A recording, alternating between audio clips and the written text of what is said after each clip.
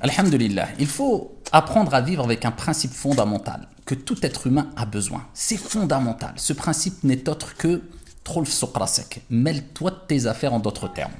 Alors je m'appuie sur des textes pour dire cela. Et bien sûr, il y a des détails à apporter parce que quelquefois, on doit se mêler des affaires des autres puisque c'est quelque part nos affaires. Mais dans la règle générale, c'est les gens se mêlent des affaires qui ne les concernent pas.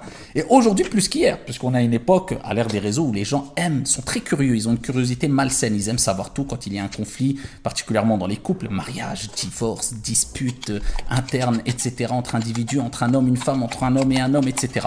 La curiosité malsaine. Et ça pousse l'être humain à se mêler de ce qui ne le regarde pas souvent malheureusement. Alors qu'on sait toutes et tous que le prophète alayhi salatu wassalam nous a dit min husni islam il mar'i tarkuhu ma la ya'ni. Ce qui fait partie du bel islam de la personne, c'est délaisser ce qui ne le regarde pas, ce qui ne le concerne pas. Mais entre la théorie et la pratique, il y a un fossé. Illa man rahim Allah. Sauf pour celui à qui Allah azza wa jalla a fait miséricorde. Et je parle pour moi aussi, c'est une exhortation pour moi le premier. Mais il y a un autre hadith très fort, encore plus fort que celui-là, rapporté par At-Tirmidhi d'après Anas radiyallahu anhu wa arda. Un homme est décédé à l'époque du prophète alayhi salatu wassalam. Et lorsqu'il est décédé, une personne a dit Abshir bil jannah, je t'annonce ou reçois la bonne nouvelle du paradis. Et le prophète alayhi salatu wassalam a entendu cette parole. Qu'est-ce qu'il a dit alayhi afdalus salatu waskatassim? Il a dit certes tu ne sais pas.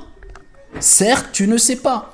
Peut-être qu'il a parlé sur une chose qui ne le concernait pas. Allah, c'est un obstacle entre toi et l'entrée au paradis. Peut-être qu'il a parlé sur une chose qui ne le concernait pas ou qu'il s'est montré avare pour une chose qui ne lui nuisait pas. Kama qala alayhi afdalus salati wa askat taslim. Donc, avant de rentrer dans des sujets qui ne te concernent pas, eh bien, ou alors qui pourraient te concerner, barakallahu fik, applique 3 règles d'or. La première des règles, pose-toi la question, est-ce qu'il y a un intérêt positif? Est-ce qu'il y a un intérêt positif pour que je rentre dans cette affaire-là? Ou est-ce que, si on veut, est-ce qu'on t'a sonné?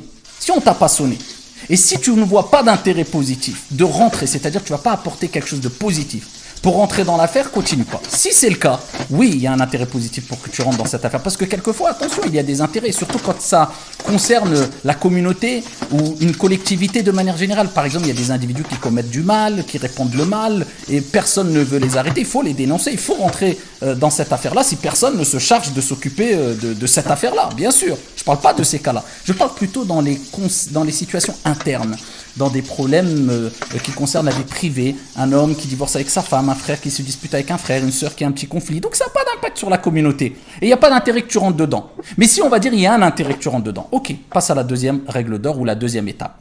À ce moment-là, pose-toi la question, est-ce que j'ai les capacités? Est-ce que j'ai les outils? Est-ce que j'ai le niveau pour pouvoir intervenir? Quand vous jugez, eh bien, il faut juger avec équité, avec justice. Lorsque vous avez un quelconque désaccord,